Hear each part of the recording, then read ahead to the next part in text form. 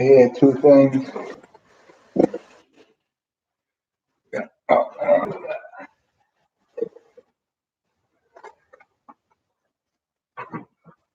all right, so everybody can see we got the setup going in the back. I just set everything up from the posters that we got at Riley and the other one. Sound check really quick, and I also ordered the Sheaves bag. They turned around the Rousey versus the Mendes kicked their ass. That's right there. That's a memory to my boy Cullen. Me and Cullen went to I went to some bar and watched that fight, and I remember some dude asking me, um, "Hey, is this you think Rousey's got it?" And I was like, "I don't know, man. She's been going for so long. What you want me to tell you?" And turns out she didn't have it. I want to start by announcing, if you've been living under a rock and you don't know about it, the tragic news that um, Kobe Bryant, his daughter Gigi, um, one other family, the pilot, or two other families and the pilot all have been killed in a helicopter crash on the way to Kobe Bryant's daughter's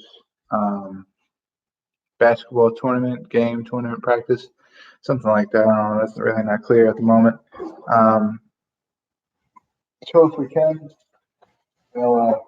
this is mainly a talking show. I'm supposed to be talking the duration of the time that I'm on here, but I just want to take maybe like a brief 10, 15-second moment of silence for Kobe Bryant and Kobe Bryant's daughter, and then the seven other people that were killed on that helicopter accident.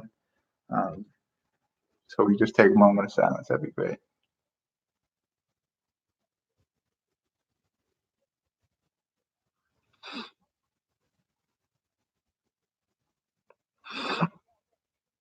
Yeah, it truly was a something tragic that happened with Kobe Bryant. It's it's not something anybody expected. I thought, the first thing I thought is I see stuff like all the time, like, oh, Jackie Chan died doing a stunt, or Betty White died all the time because she's so old, so easy to make a hoax up about her dying. But so that's immediately that was my first thought, like Kobe Bryant's dead, yeah, right. Um, and then when it actually came true, I think is when I started looking it up. I seen TMZ reported it. I seen TMZ reported, I was still kind of a little skeptical, just because I know TMZ is a real news. They're like real news. They're not fake news or anything. But at the same time, I was still kind of skeptical, just saying like they were the only ones that reported it at the time. There wasn't really any clear. Nobody else was saying anything. And then I think about an hour went by, and I kept checking up on it, and a lot of other people started reporting on it, and then there was reports saying Kobe was the pilot, and then this and that. And it took a really long time to figure out all the, I guess, the details of what happened, which don't really matter. The only thing that really matters is that we lost a legend in Kobe Bryant far too early, like 41 years old, and his daughter, who obviously was trying to follow very closely in his footsteps, was also taken. Uh, and I've been told not to leave out the remaining seven people who was two parents and their daughter, which were Kobe Bryant's daughter Gigi, her friend, her two parents. I think they have another coach and her daughter. I can't remember how everybody was related in that, but there were seven other people, two other families, and the pilot that all lost their life. So you can't always just say, because Kobe Bryant's the rich and the famous guy, let's all mourn for him. We got to mourn for everybody that lost their life there. And it truly is a tragic thing. I don't like seeing I don't like seeing the conspiracy theories. Keep your mind off of the impeachment. Keep your mind off of the killing all the Asian people from the coronavirus, or whatever people think kind of a conspiracy. It could be conspiracy. It could be, if it can be proved, it can be proved. If not, you gotta really just mourn the loss of nine people. You can't really expect for everybody to buy the fact that somebody was behind killing Kobe Bryant. Somebody created a fog that made this guy not be able to see and hit a fucking uh, cliff fucking mountain, whatever the fuck he hit over there. Yeah, I do see some skeptical things, some things that I'm personally skeptical about when I read the stories and I see exactly what happened, when you could see where he crashed at compared to where they were going. It really just doesn't make sense why he would go way over there. There's a little couple of things that kind of are alarming a little bit, but at the same time, you really can't buy into those things. You can't pay attention to them at all. You can't really. Um, you'll eat yourself up, especially if you're actually upset at the loss. If it actually upsets you, it's going to upset you more that you hear people saying that they think the government fixed it or the government did this, the government did that. It's just not feasible to think that way, at least until it's proven. So I'd like to keep that. I'll also touch on, I think it was Ari Shaffir, and I think another famous, I don't know if they were a comedian or actor or what it was, just bashing Kobe Bryant. Obviously, Ari Shaffir came out with an apology saying that when he had posted the video, it was at the time he didn't think that anybody else was on the helicopter with him. He thought that Kobe Bryant was on it by himself. Doesn't excuse anything, but you have to kind of look at that and see, the guy was making a poke at Kobe Bryant. Kobe Bryant's not the cleanest whistle in the book. I do see that both ways. I'm not gonna lie. I see it in the one way where that's absolutely disgusting. You don't say that about somebody who just passed away, let alone the day that they passed away. You don't talk like that. You don't say things like that, especially when you don't know who was in the helicopter. You don't know the specifics of it, and you just don't say that about anybody that's passed away in general. But on the other hand, when people try to tell Ari Shaffir, hey man, I think you should pay attention to the case, I don't think you paid attention to the case. And the reason they're saying that is because the case was dismissed, settled out of court. What those people don't really realize is that when sexual assault lawsuits are settled out of court, majority of the time, that means that the person actually did do it. And they have, I wouldn't say majority of the time, maybe it's not majority of the time, but a good amount of the time, what that means is that the guy actually did something. He's guilty of something. So instead of taking that to trial and risking losing his job, his payments, his endorsements, all these things, he settles out of court and he pays that person a certain amount of money to stop talking about it, stop taking them to court. And that's what happened, whether it was just because he didn't want to miss the season. So he was just like, hey, I'll pay you this money. It's over with. And even though he didn't do it because he knew that's what the lady wanted, maybe that's the case.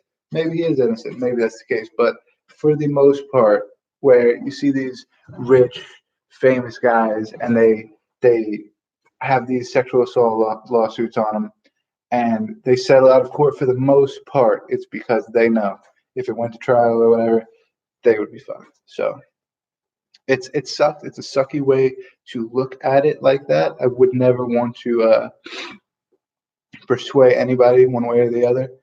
But I'm just saying I could see it through both lenses. I could definitely see why people would be skeptical of his actions, but I could also definitely 100% stand 10 toes by saying Ari Shaffir was absolutely disgusting by talking ill will about the recently deceased, as recent as maybe, I think he posted like 2 or 3 hours after it happened. So, or maybe like an hour after it happened. I don't even really know the time exactly that it happened to Kobe Bryant, so I really can't mark it down, because when I seen it, it was like 11 o'clock. So, it could have been 7 o'clock in the morning. And we were coming back from Raleigh. So, it could have really just been any time. We weren't really fucking around on the phones in the car. Jason's crazy ass was driving. So, fucking all 5 of us trying to watch the road, But yes, very, very unfortunate events that happened with Kobe Bryant and his daughter Gigi.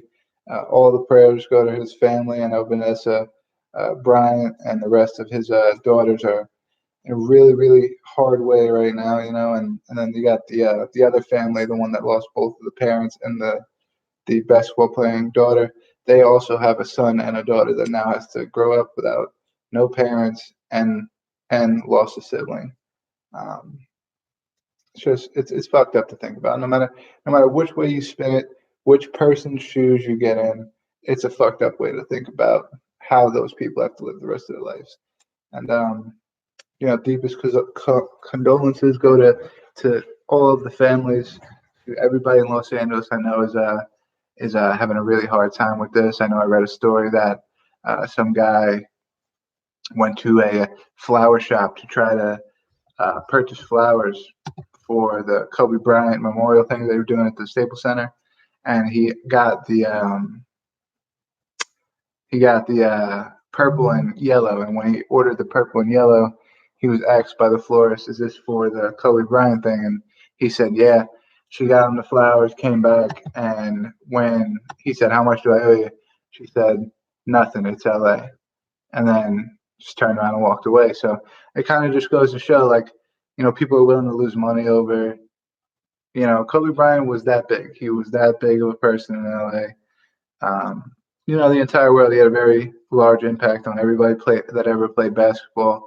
You have the situation that's going on where a lot of the teams are trying to, well, not the teams, but the players that wear the number 8 and the number 24 jersey, are changing numbers so that their team, even though Kobe never played there, can retire the 8 and the 24 number. You even got, what's his name? Quinn Cook, I think it's his name, for the Lakers. He was number 2, which is Kobe's daughter's number. And he changed his number to 28 to not only recognize Kobe's daughter, but also recognize Kobe himself, 2 for his daughter, 8 for him. It's amazing. It's amazing to see how, people do that thing where they talk about, nobody really cares till you're gone. I wouldn't say nobody really cared about Kobe while he was here, but I will say, he's been gone for 4 days now, and it's in fucking outpour, man. It's bigger than Nipsey Hussle. It's bigger than what was that kid's name? Mac Miller. Pretty much any big just star that has passed away randomly at a young age, and how devastated everybody was from their city, from just their fans or whatever. Kobe Bryant swallows that, man. His passing it has been. I have nonstop seeing Kobe Bryant stuff. I'm scrolling through social media, and people are using it for clout too. People are using it for like this post, or you have no heart, or like this post, you're going to hell, or whatever. And it's just pictures of Kobe and shit. But that's ridiculous. But 4 days later, and people are still doing that. Kobe Bryant, he's big influence. You know what I mean? You could just. People got a big heart for him, man. That'll probably never go away. He will forever be recognized by the NBA. And it's a shame because I think this happened. I think at the end of the season, Kobe Bryant was going to be inducted into the NBA Hall of Fame. So just a little bit. I know he would have loved that milestone to hold under his belt. But, you don't control when God calls you. So that's the way it ended up. I say it a million times, deepest condolences to him and to his family and to the rest of the families affected by the accident, and everybody in LA that's probably having a rough time with this. Praying for all you guys. Moving to a lighter subject, a little bit lighter of a subject. I just want to show everybody what we got going on over here. Because we got new posters. I got the Raleigh poster up there with right next to the Greenville poster. Should have got one in Norfolk. And you come down here, and we got that one I was talking about, the Raleigh return. We got this one over here, which is just which overall was an okay card. Had maybe about 4 or 5 exciting fights out of the 12 fights that I had. But it was just a good time. I had a good time. We went with a couple of my buddies. Excuse me. And it was just fun. We had a fun time. Going to a UFC event is like, it's hard to watch when you're not in the right seat. We had perfect seats. We had decent seats for the Greenville one. We had almost damn near perfect seats for the Riley one. And what I mean by perfect seats is if you sit too low and you try to look into the cage, you can't see any. As soon as it goes on the other side of the cage, or as soon as they hit the ground and they're facing away from you, or anything like that, you can't see dick. You know what I mean? You can't see anything because you're trying to look through little tiny holes in a cage to see what people are doing in there. When you're sitting where we were sitting, which is kind of far away. So I mean, it's got its perks. So if you sit close, you're able to like walk up to the barricades. Like fighters get done fighting, they walk out of the cage. You could like dap them up, and you could fucking say what's up to them and take pictures with them and all this other shit. But oh, you got the shirt already? That's sick, Greg. Send me a picture of you wearing it so I can post it on social media.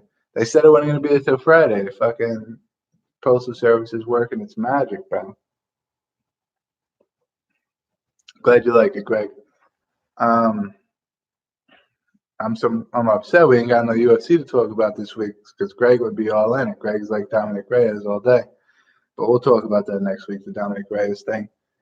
Um, I think I had one more topic I wanted to talk about, and it was I seen something recently talking about how Bellator was so stupid because they had there's no MMA on this week, but there's two more things I want to talk about. But they chose to have an event on the same event as the same night as UFC Raleigh. And to that I have two arguments. The first argument is me as a person who went to Raleigh, who we parked like 15 minutes away from the venue. So we had to walk like a 15-minute walk. So we had to walk like 15 minutes to get to our car. We waited to the last fight. We was in like the middle of the road, so we like waited for everybody around us to move, so we didn't want to walk past people at the end of the event. Fuck it, we'll just wait for them to leave. So a fight ends, interview happens, everybody leaves. 15-minute walk back to the car. Get to the car, 15-minute drive back to the house, and by the time we got back to the Airbnb, we still were able to see the co-main and the main event in Bellator 238, I think it was. So there's no, yeah, I seen Dos Santos get murked live. That was sick because it looked like it was going to be bad for. I'll go back to what I was saying earlier, but it looked like it was going to be bad for Blades because Blades went for like 8 takedowns, bro, and couldn't get one of them, and it just really opened up the boxing for him. What was the funniest thing? We were dying laughing, bro, dying laughing, because Junior Dos Santos in the interview before the fight, like they post on the screen, they post like them shit talking before the fight. And one of the things that Dos Santos said was, "This guy doesn't look for the finish." And I told my boy, I was like, Curtis Blades has finished 9 out of his 11 wins coming into this fight, but he doesn't look for the finish, right? So we're laughing at that before the fight, right? Second thing he says is, "I'm gonna outbox him and outclass him in boxing." And what happens? Fucking Curtis Blades never lands a takedown and outboxes him. It's fucking nuts, man. We were dying laughing. He was the animal. I was probably think he's done. No, I don't think he's done, man. I just think, Curtis Blades a different animal, dude. He's real powerful. I think Junior Dos Santos shouldn't be fighting in the top 5 for sure. I think, you wouldn't put Diego Sanchez in there against Kamaru Usman. You know what I mean? That's kind of where I'm sitting at with it. I wouldn't want Diego Sanchez to stop fighting because Diego Sanchez is a beast still. I mean, we've seen what he did with Mickey Gall, I think he fought when he fucked Mickey Gall up. Everybody thought Mickey Gall was going to win. See with him, and Mickey Gall was up and coming. You know what I mean? So Diego Sanchez is not done, but I don't want to see him fight George Masvidal. I don't want to see him fight Kamaru Usman. You know what I mean? It's just it was a tough, really, really. You don't fight the top of your division when you're that old, brother. You know what I mean? If you want to make a run at the belt, you want to make a run at the belt. We just see what happened when Uriah Faber too. Uriah Faber comes back. He beats Ricky Simone. Everybody puts all this hype around him.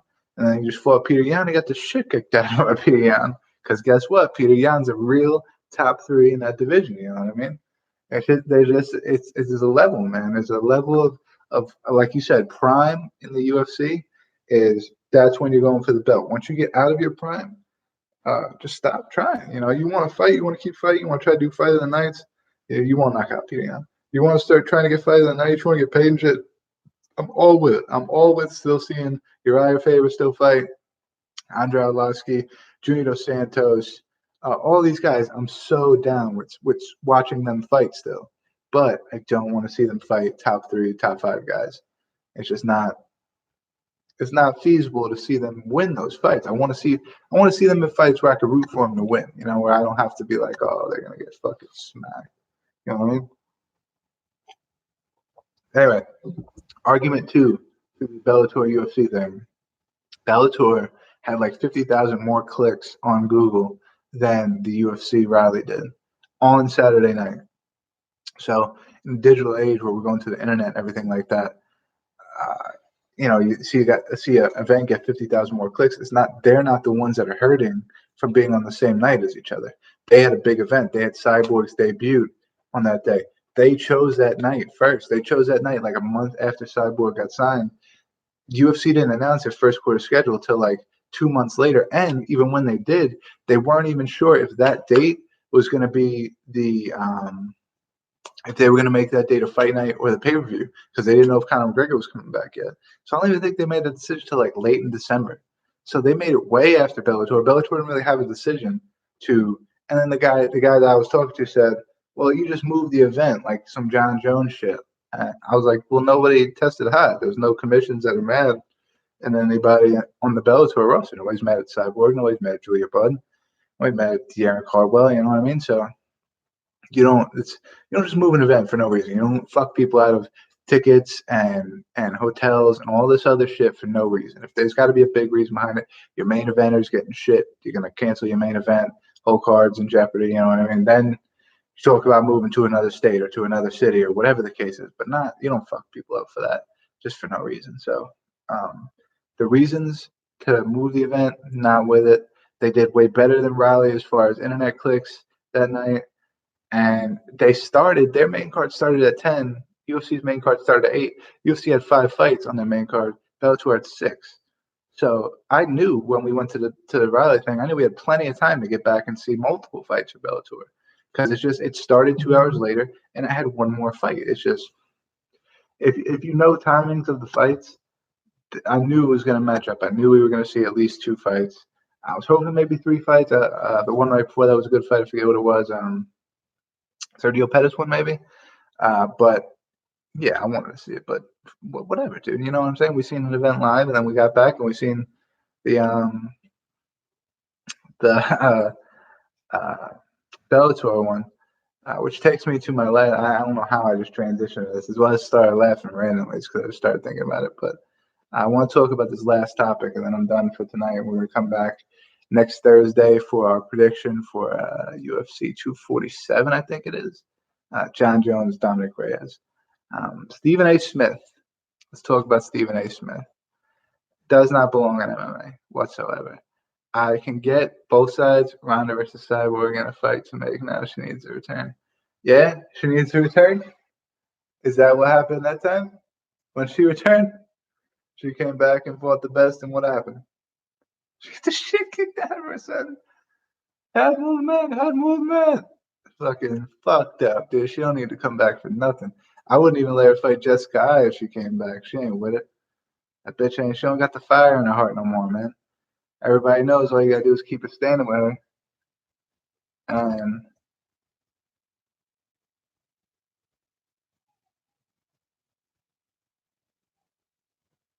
and that's that. It's no, you don't. That's all you really have to do is stop the takedown, stop the clinches, stop the judo throws, all that. And she's fucked. She's got no stand up. She's got the ugliest boxing we've ever seen.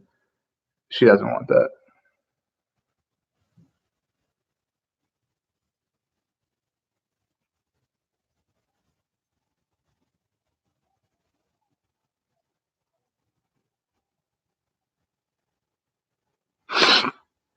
No, I don't agree, Greg. I think that's a silly thought. I think thinking that is kind of like thinking who is relatable to that young guy title shot.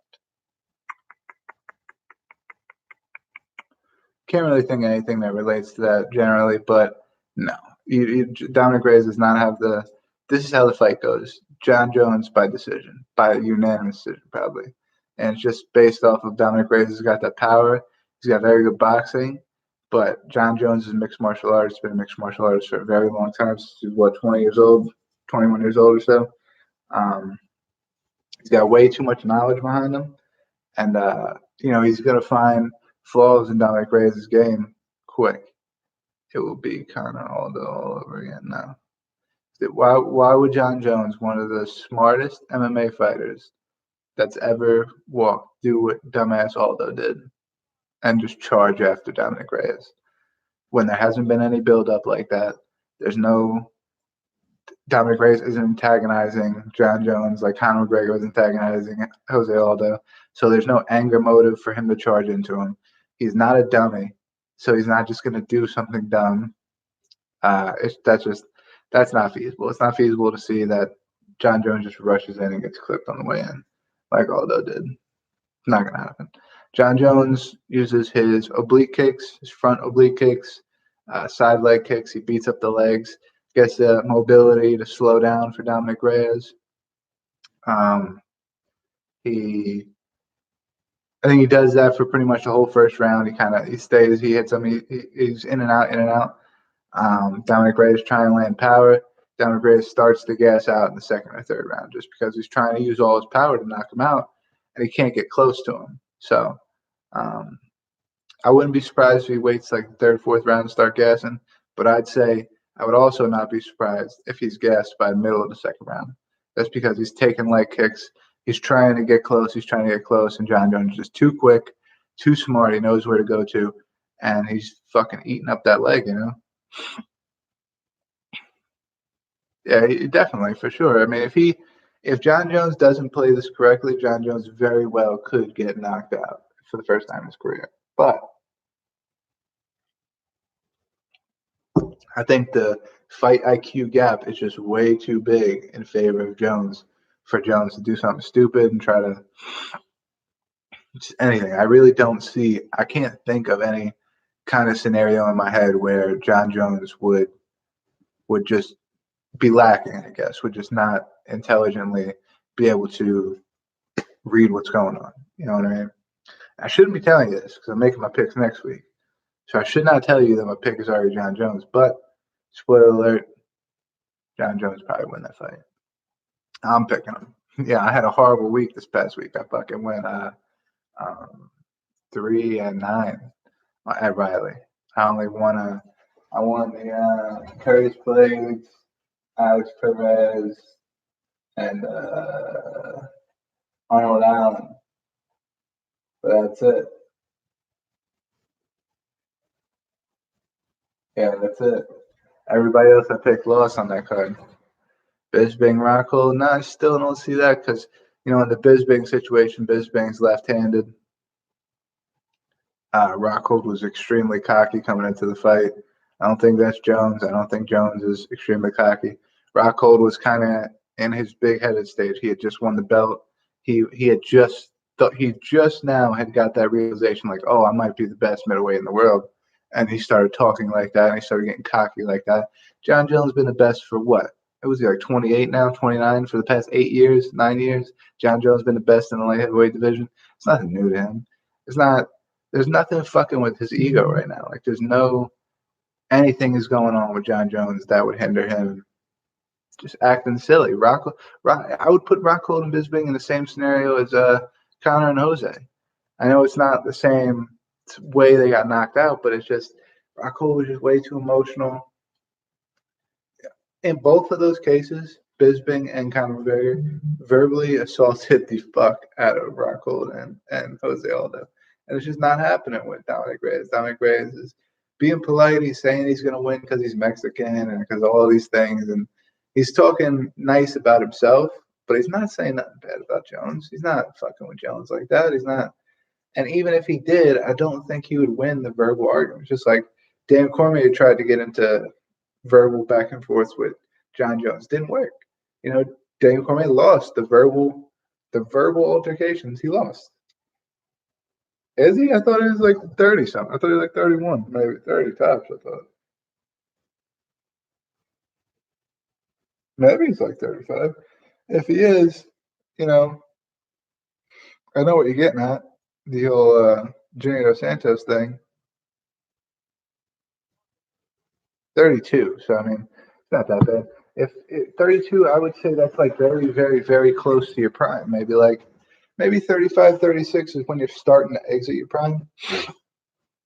But 32, man, you're right in there. 28 to 32. Don't fuck with Jones, man. You know what I mean? I don't see it. I just don't see a way for Reyes to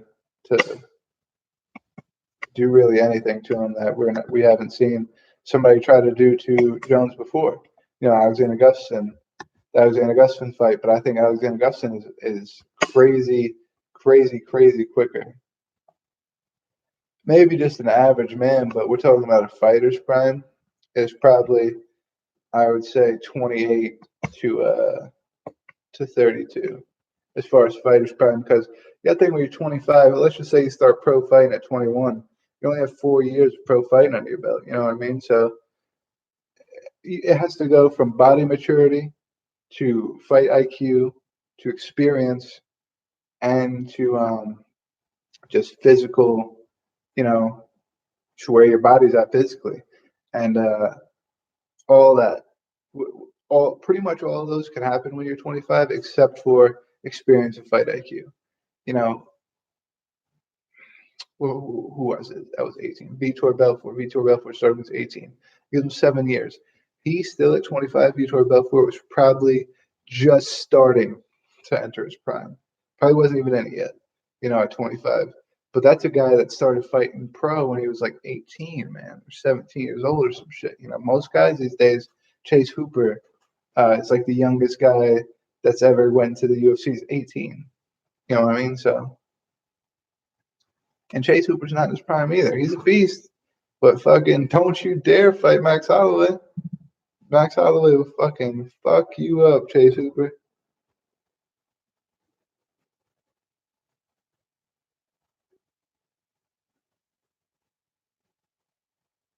Hold on really quick, guys.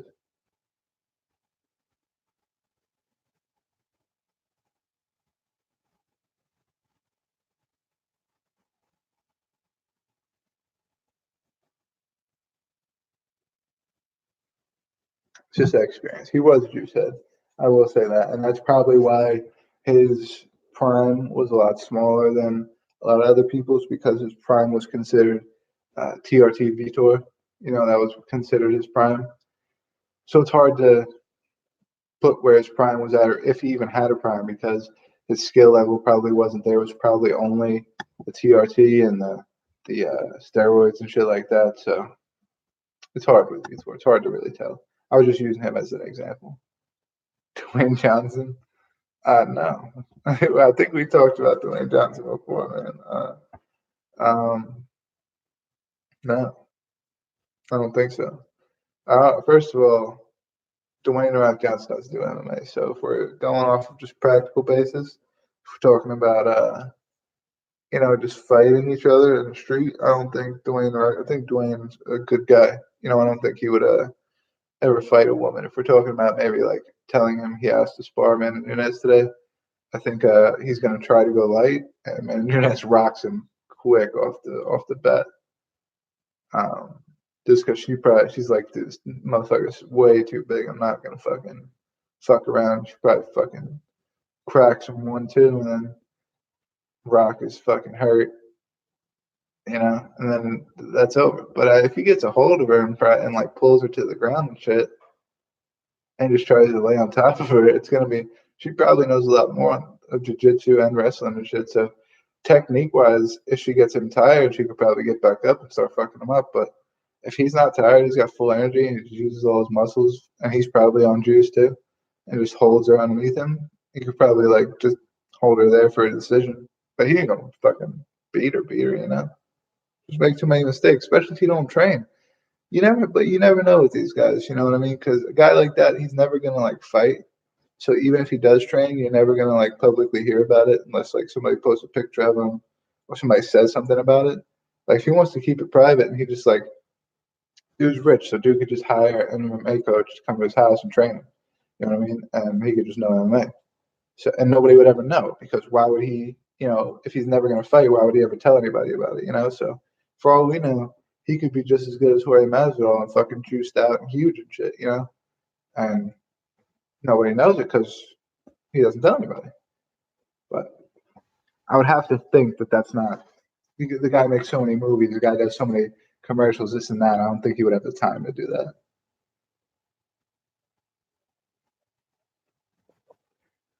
Yeah, man. Connor's just. I don't want to bad talk Conor too much, because Conor's a good guy. As far as fight wise, I think it's a piece of shit kind of with everything that's going on around him. He fucking smacked an old man and shit for turning down a drink. It's a little douchey, But he's a good fighter. I respect his fighting abilities, and these things are impractical. Like the Conor fighting The Rock. Maybe in sparring or whatever, but nobody wins a fight in sparring. Nobody knocks anybody out in sparring because you're just sparring. You're not trying to like hurt the guy you're sparring with. You're trying to make each other better. So I mean, it's not. There's no knockouts. I wouldn't really necessarily say anybody wins. You know what I mean? Unless one of them's just a douchebag and tries to fuck the other one up, and the other one's going easy on him. But if we're talking about the fight, like they just get into a fight on the street, and what are we considering a win? Because Rock's not knocking out Conor, and Conor's probably not knocking out The Rock. He's way too big. He's on juice and shit. So we call on a win, fucking The Rock picking him up and fucking Hadouken slamming him on the ground on his fucking head, and then just fucking laying on him until the cops come and break it up. I mean, if that's a win, yeah, The Rock would win, but.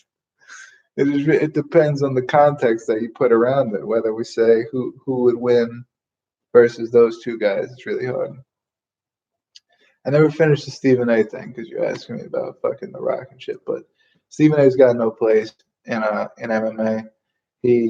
I agree that he definitely was in the right by firing back at Joe Rogan and trying to defend himself because that's his job. He's an ESPN reporter. ESPN told him to go cover that. He was doing his job. So instead of coming at Joe with, hey, man, I don't even want to do the UFC. I was just doing my job, what they told me to do. He came at him with saying, with making himself look a little stupid, but he just tried to defend himself in a way where he could still cover UFC events, and he's not going to look like the asshole that tried to clown the UFC and say he didn't want to do it.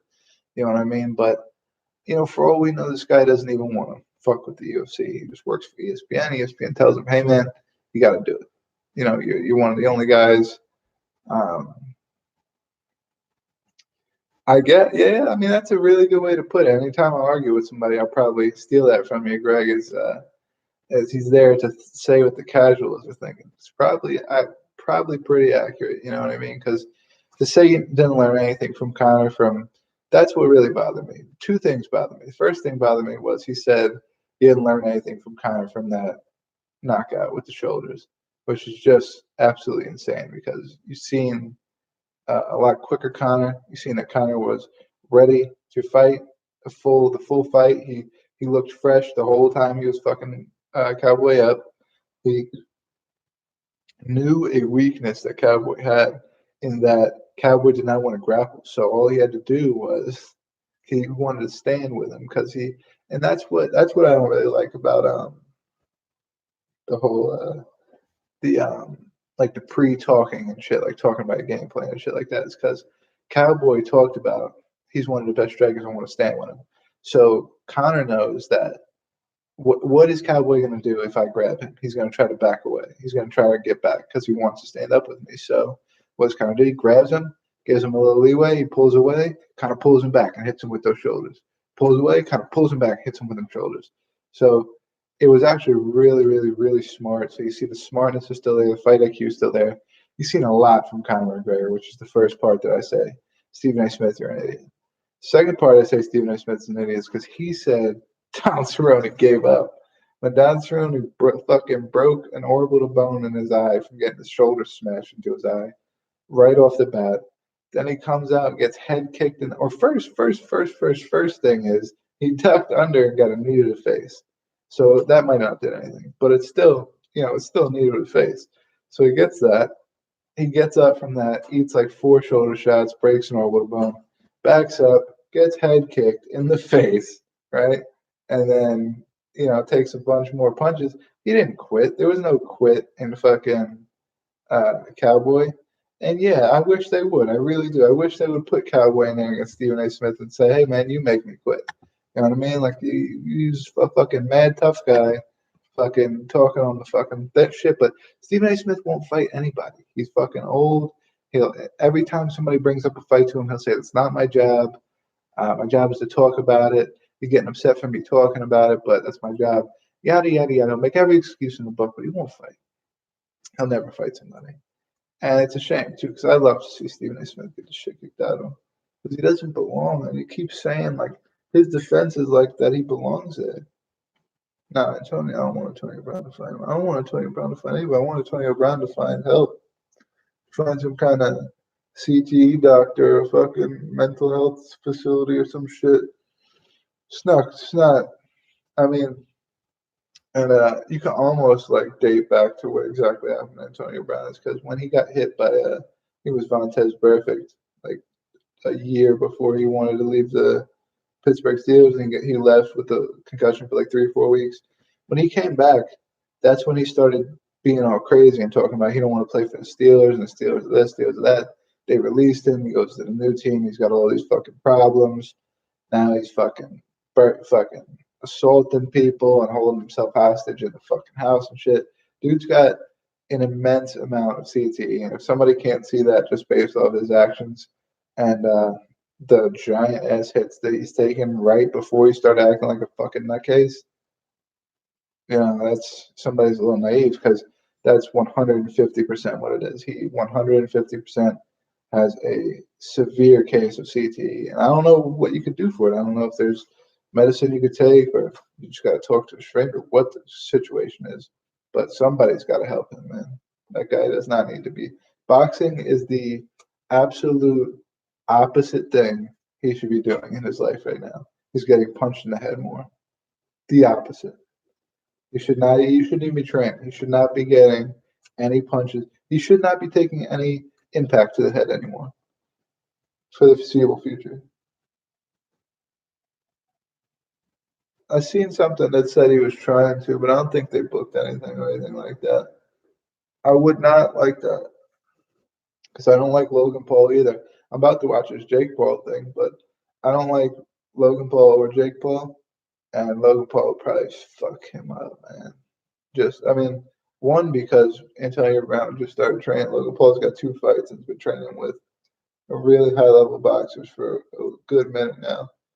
And Antonio Brown just started. So if they do that anytime soon, Antonio's fucked. And then second thing is, you never know. This dude could take one jab and just fucking bounce. You know what I mean? He could. I don't want to speak ill will or nothing, but he could. It could be fatal for him. As far as CTE goes, there's nothing to play with, man. It's really a shame that somebody would have to. It's a shame that what he's doing. There's something wrong with him, and I don't think he notices that that's what it is. So he doesn't think anything's wrong with him. So he just keeps going about his life, and he thinks, okay, I've seen people go from whatever to boxing or whatever to fighting, so I'm gonna do the same thing if they don't want me to play football. And that's just not the route to take.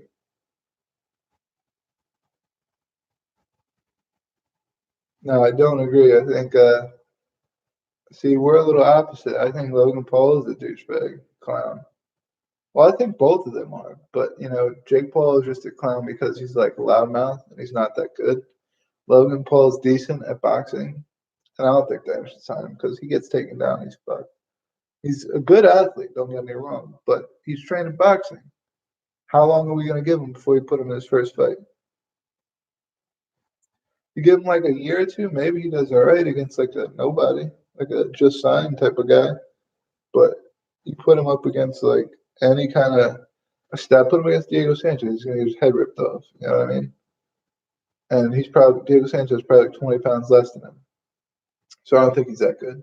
But I think Logan Paul's douchier because he's the one that did that video with the dude that was committed suicide. He took a video of it on YouTube and shit.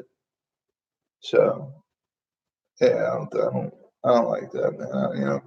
I don't know. I'm real uneasy about death, man. I don't like death. I don't like.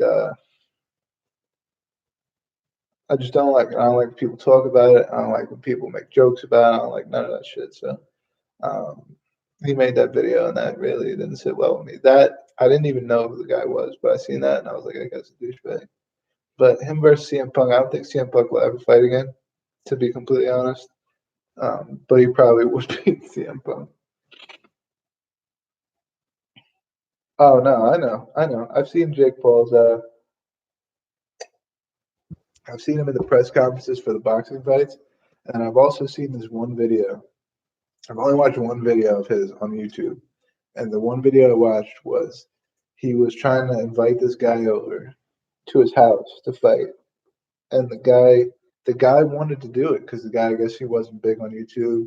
He wanted to have that guy on his YouTube so he can get bigger, whatever the case was. He was just really looking for clout or whatever. And so he comes over, like thinking like, oh, we're just gonna spar, and Jake Paul beats the shit out of him. And you could tell the guy. I think it might even be this guy that he's fighting tonight. I don't fucking know. I don't remember what the dude looks like, but man, that shit pissed me off bad. Cause I was like, this dude doesn't want to fight. Like he doesn't know how to fight. Number one, he didn't want to fight you.